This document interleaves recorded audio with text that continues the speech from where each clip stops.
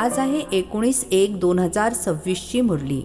महावाक्य आहे, गोड मुलांनो, तुम्हाला नशा राहिला पाहिजे की आम्ही ब्राह्मण सो देवता बनत आहोत. आम्हा ब्राह्मणांना बाबांचे श्रेष्ठ मत मिळत आहे. प्रश्न आहे, ज्यांचे नवीन रक्त आहे त्यांना कोणता छंद आणि कशाचा उत्साह असला पाहिजे? उत्तर आहे, ही दुनिया जी जुनी आयरन एज्ड बनली आहे तिला नवीन गोल्डन एज्ड बनविण्याचा, जुन्याला नवीन बनविण्याचा छंद असला पाहिजे. कन्यांचे नवीन रक्त आहे तर आपल्या हमजीन्सना अर्थात आपल्या बरोबरीच्यांना उठवले पाहिजे, अर्थात ज्ञानामध्ये आणले पाहिजे. नशा कायम ठेवला पाहिजे. भाषण करण्यासाठी देखील खूप उत्साह असला पाहिजे. गीत आहे, रात के राही थकमत जाना, सुबह की मंजिल दूर नहीं. ओम शांती. मुलांना या गाण्याचा अर्थ तर समजला. आता भक्ती मार्गाची घोर अंधारी रात्र पूर्ण होत आहे. मुले समजतात, आमच्यावर आता मुकुट येणार आहे. इथे बसलो आहोत. एम ऑब्जेक्ट आहे मनुष्यापासून देवता बनण्याचे. जसे संन्यासी समजतात, तुम्ही स्वतःला म्हैस समजलात तर तसे रूप होईल.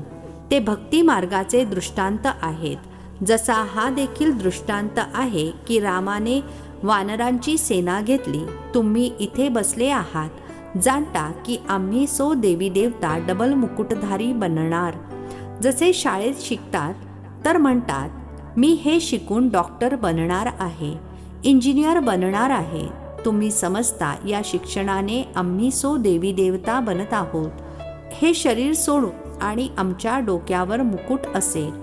ही तर खूप वाईट घाणेरडी दुनिया आहे ना. नवीन दुनिया फर्स्ट क्लास दुनिया आहे. जुनी दुनिया अगदी थर्ड क्लास आहे. ही तर नष्ट होणार आहे. नवीन विश्वाचा मालक बनविणारा जरूर विश्वाचा रचयिताच असेल. दुसरा कोणी शिकवू शकणार नाही. शिवबाबाच तुम्हाला शिकवून तयार करत आहेत.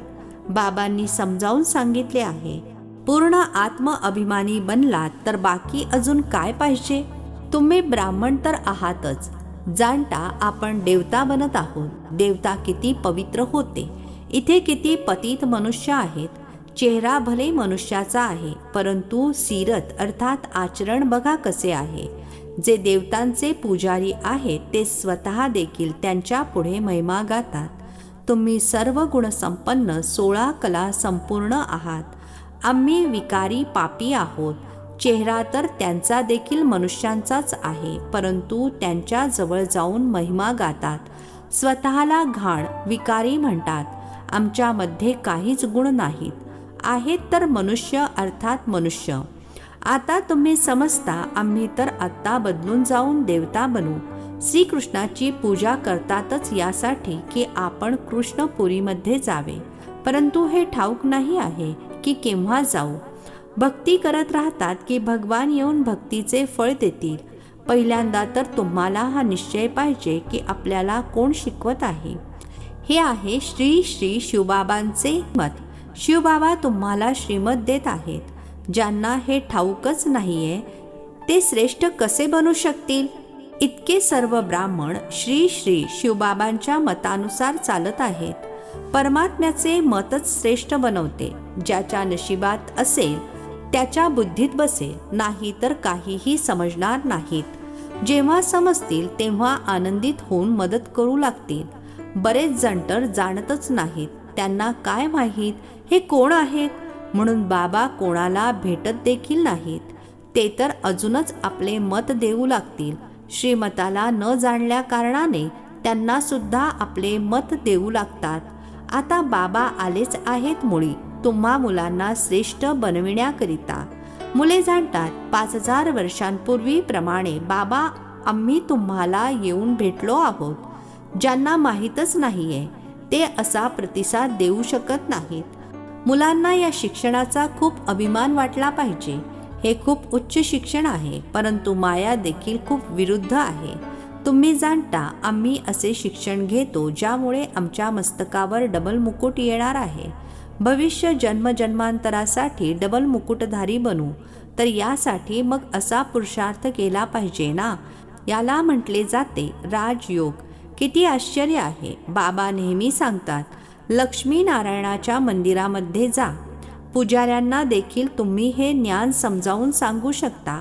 पुजारी देखील बसून कोणाला ज्ञान सांगतील की या लक्ष्मीनारायणाला हे पद कसे मिळाले, हे विश्वाचे मालक कसे बनले.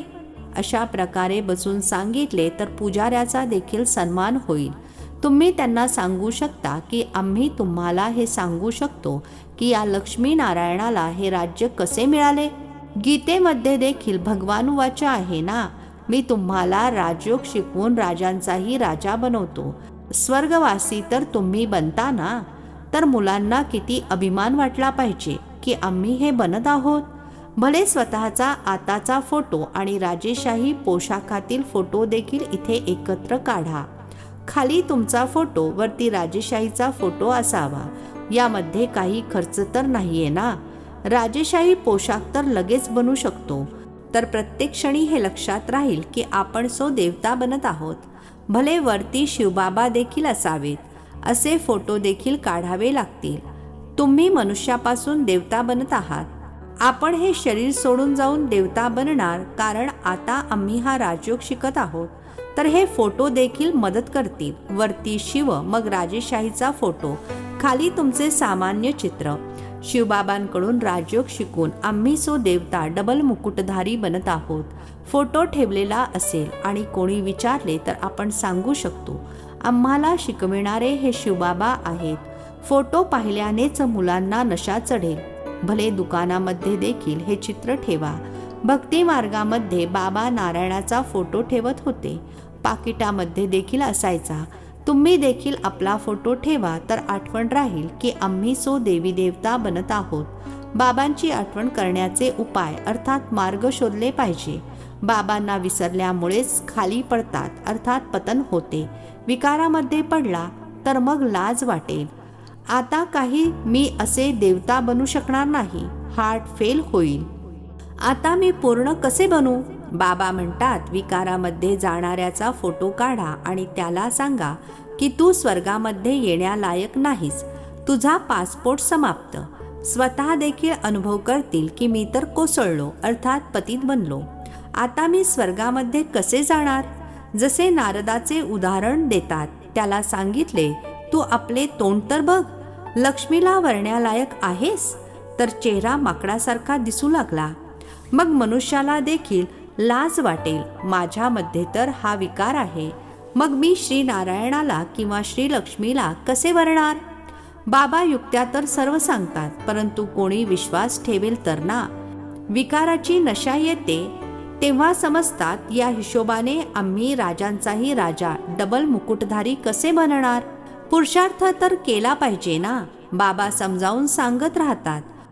अशा प्रकारच्या युक्त्या करा आणि सर्वांना सांगत राहा. ही राजयोगाची स्थापना होत आहे. आता विनाश समोर उभा आहे. दिवसेंदिवस वादळ अधिकच तीव्र होत चालले आहे. बॉम्ब्स इत्यादी देखील तयार होत आहेत. तुम्ही हे शिक्षण शिकताच मुळी भविष्य उच्च पद प्राप्त करण्यासाठी तुम्ही एकदाच पतितापासून पावन बनता. मनुष्य समजताच थोडेच की आम्ही नरकवासी आहोत, कारण पत्थर बुद्धी आहेत. आता तुम्ही पत्थर बुद्धीपासून पारसबुद्धी बनत आहात. नशिबात असेल तर पटकन समजेल, नाही तर तुम्ही कितीही डोके आपटा, बुद्धीत बसणार नाही. बाबांनाच जाणत नाहीत तर नास्तिक आहेत, अर्थात बिना धनीचे आहेत. जेव्हा शिवबाबांची मुले आहात तर धनीचे बनले पाहिजे ना. इथे ज्यांना ज्ञान आहे ते आपल्या मुलांना विकारांपासून वाचवत राहतील. अज्ञानी लोक तर आपल्यासारखेच मुलांना देखील विकारामध्ये अडकवत राहतील. तुम्ही जाणता इथे विकारांपासून वाचवले जाते. कुमारींना तर पहिले वाचवले पाहिजे.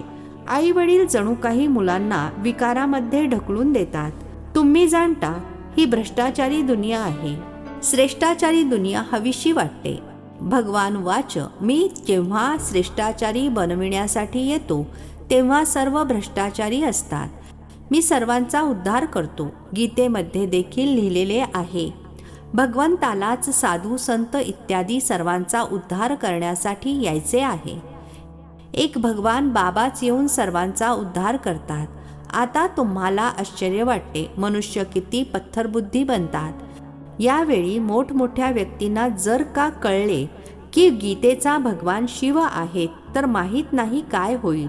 हाहाकार माजेल, परंतु अजून अवकाश आहे. नाही तर सर्वांचे अड्डे एकदम हलू लागतील. खूप जणांची सिंहासने हलतात ना.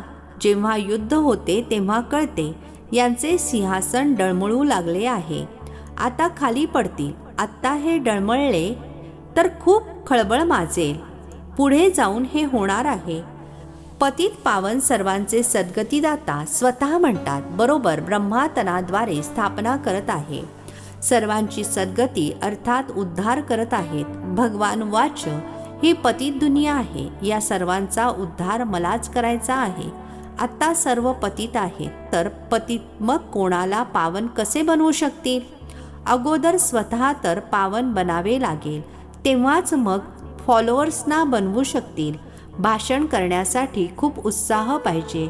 कन्यांचे नवीन रक्त आहे. तुम्ही जुन्यापासून नवीन बनत आहात. तुमची आत्मा जी जुनी आयर्न एज्ड बनली आहे, आता नवीन गोल्डन एज्ड बनत आहे. गंज निघून जात आहे. तर मुलांना खूप हौस पाहिजे. उत्साह कायम ठेवला पाहिजे. आपल्या हमजिन्सना अर्थात बरोबरीच्यांना उन्नत केले पाहिजे. गायले देखील जाते, गुरु माता. माता गुरु कधी असते ते आता तुम्ही जाणता. जगत अंबाच राजेश्वरी बनते. मग तिथे कोणी गुरु असतच नाही. गुरुची परंपरा आता चालते. बाबा येऊन मातांवर ज्ञान अमृताचा कलश ठेवतात. सुरुवातीपासून असे होते. सेंटर्ससाठी देखील म्हणतात ब्रह्माकुमारी पाहिजे. बाबा तर म्हणतात स्वतःच चालवा. हिम्मत नाही आहे का? तर म्हणतात नाही, बाबा टीचर पाहिजे. हे देखील चांगले आहे. मान देतात. आजकाल दुनियेमध्ये एकमेकांना मान देखील खोटा देतात. आज प्रधानमंत्री आहेत, उद्या त्यांना काढून टाकतात. स्थायी सुख कोणालाच मिळत नाही. यावेळी तुम्हा मुलांना स्थायी राज्यभाग्य मिळत आहे. तुम्हाला बाबा हर प्रकारे समजावून सांगतात. स्वतःला सदैव हर्षित ठेवण्यासाठी खूप चांगल्या चांगल्या युक्त्या सांगतात. शुभभावना ठेवायचे आहे ना. ओहो, आम्ही हे लक्ष्मीनारायण बनत आहोत. आणि जर कोणाच्या नशिबात नसेल तर पुरुषार्थ तरी कसा करतील? बाबा पुरुषार्थ तर सांगतात ना. पुरुषार्थ व्यर्थ जात नाही. तो तर सदैव सफल होतो. राज्य स्थापन होईलच. विनाश देखील महाभारत युद्धाद्वारे होणारच आहे. पुढे जाऊन तुम्ही जोर केला तर हे सर्व येतील. आता समजणार नाहीत. नाही तर मग त्यांचे राज्यच नष्ट होईल. किती भरपूर गुरु लोक आहेत. असा कोणी मनुष्य नाही जो कोणत्या गुरुचा फॉलोअर्स नसेल. इथे तुम्हाला सद्गती देणारे एक सद्गुरू मिळाले आहेत. चित्र खूप चांगली आहेत. हे आहे सद्गती अर्थात सुखधाम. हे आहे मुक्तिधाम. बुद्धी देखील म्हणते आपण सर्व आत्मे निर्वाण धाममध्ये राहतो, जिथून मग टॉकीमध्ये अर्थात वाणीमध्ये येतो. तिथले रहिवासी आहोत. हा सर्व खेळच भारतावर बनलेला आहे. शिवजयंती देखील इथे साजरी करतात. बाबा म्हणतात मी आलो आहे, कल्पानंतर पुन्हा येईन. दर 5000 वर्षानंतर बाबांच्या आगमनानेच पॅराडाईज अर्थात स्वर्ग बनतो. म्हणतात देखील क्राइस्टच्या इतकी वर्ष आधी पॅराडाईज होता, स्वर्ग होता. आत्ता नाहीये, पुन्हा होणार आहे. तर जरूर नरकवासियांचा विनाश आणि स्वर्गवासियांची स्थापना पाहिजे. तर तुम्ही स्वर्गवासी बनत आहात. सर्व नरकवासी नष्ट होतील ते तर समजतात. इतकी लाखो वर्ष अजून बाकी आहेत. मुले मोठी झाली की लग्न करू. तुम्ही थोडेच असे म्हणाल. जर मुलगा सल्ल्यानुसार चालत नसेल तर मग श्रीमत घ्यावे लागते की स्वर्गवासी बनत नाहीत तर काय करायचे? बाबा म्हणतील जर आज्ञाधारक नसेल तर सोडून द्या. या बाबतीत पक्की नष्टोमोहा अवस्था पाहिजे. अच्छा, गोड गोड खूप खूप वर्षांनंतर भेटलेल्या मुलांप्रती मातपिता बापदादांची प्रेमपूर्वक आठवण आणि सुप्रभात. आत्मिक पित्याचा आत्मिक मुलांना नमस्ते. आम्हा आत्मिक मुलांचा आत्मिक पित्याला नमस्ते. धारणेसाठी मुख्य सारांश आहे. पहिला पॉइंट आहे श्री श्री शिवबाबांच्या श्रेष्ठ मतावर चालून स्वतःला श्रेष्ठ बनवायचे आहे. श्रीमतामध्ये मनमत मिक्स करायचे नाही. ईश्वरीय अभ्यासामध्ये मग्न होऊन राहायचे आहे. दुसरा पॉइंट आहे आपल्या हमजींच्या कल्याणाच्या युक्त्या करायच्या आहेत. सर्वांप्रती शुभभावना ठेवून सर्वांना खरा मान द्यायचा आहे. लंगडा अर्थात खोटा मान नाही. आजचे वरदान आहे, बाबांच्या निरंतर सोबतीच्या अनुभूतीद्वारे प्रत्येक सेकंद प्रत्येक संकल्पामध्ये सहयोगी बनणारे सहज योगी भव. बाबांच्या निरंतर सोबतीच्या अनुभूतीद्वारे प्रत्येक सेकंद प्रत्येक संकल्पामध्ये सहयोगी बनणारे सहज योगी भव. स्पष्टीकरण आहे, जसे शरीर आणि आत्म्याचा जोपर्यंत पार्ट आहे तोपर्यंत ते वेगळे होऊ शकत नाहीत, अगदी तशी बाबांची आठवण बुद्धीतून वेगळी होऊ नये. सदैव बाबांची सोबत असावी. दुसरी कोणतीही स्मृती आपल्याकडे आकर्षित करू नये. याला सहज आणि स्वतः योगी म्हटले जाते. असा योगी प्रत्येक सेकंद, प्रत्येक संकल्प, प्रत्येक वचन, प्रत्येक कर्मामध्ये सहयोगी असतो. सहयोगी अर्थात ज्याचा एकही संकल्प सहयोगाशिवाय नसावा. असे योगी आणि सहयोगी शक्तिशाली बनतात. स्लोगन आहे, समस्या स्वरूप बनण्याऐवजी समस्येला समाप्त करणारे समाधान स्वरूप बना. समस्या स्वरूप बनण्याऐवजी समस्येला समाप्त करणारे समाधान स्वरूप बना. अव्यक्त इशारे. या अव्यक्ती महिन्यामध्ये बंधनमुक्त राहून जीवनमुक्त स्थितीचा अनुभव करा. आपल्या स्थूल आणि सूक्ष्म बंधनांची यादी समोर ठेवा. हे लक्ष ठेवा की मला बंधनमुक्त बनायचेच आहे. आत्ता नाही, कधीच नाही. सदैव हाच पाठ पक्का करा. स्वतंत्रता ब्राह्मण जन्माचा अधिकार आहे. आपला जन्मसिद्ध अधिकार प्राप्त करून जीवनमुक्त स्थितीचा अनुभव करा. जेव्हा स्वतःला गृहस्थी अर्थात सांसारिक समजता तेव्हा गृहस्थीचे जाळे असते. गृहस्थी बनणे अर्थात जाळ्यात अडकणे. ट्रस्टी अर्थात मुक्ती. अच्छा. ओम शांती. नवनवीन मराठी व्हिडिओज प्राप्त करण्यासाठी सबस्क्राईब करा मराठी गॉडलीवूड चॅनलला.